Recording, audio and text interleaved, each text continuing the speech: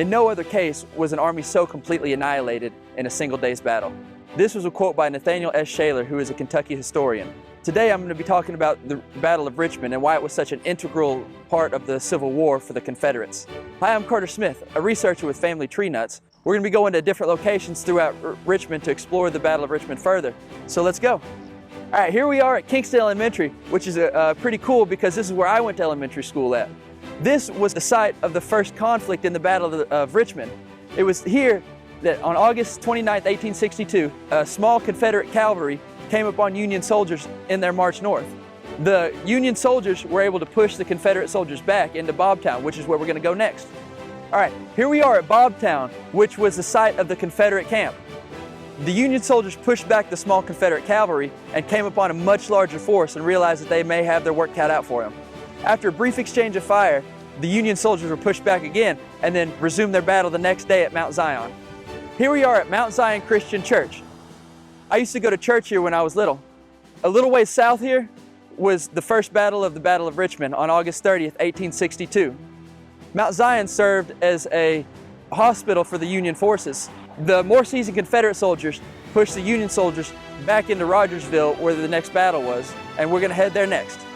Now here we are at Duncannon, where the second battle of the Battle of Richmond was fought. Union troops retreated and tried to regroup here to stop the Confederates on their march north.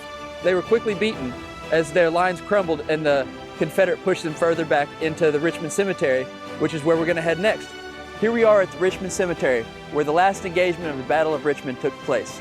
It was here that the Confederate soldiers finally finished off the Union soldiers. The Union soldiers, they were demoralized, they were out of ammunition, and they were just tired of fighting. They retreated into the city of Richmond, but over 4,000 of them were captured after this battle. Here where we're standing was the site of the last engagement. There are bullet holes in some of these headstones, can still be seen today.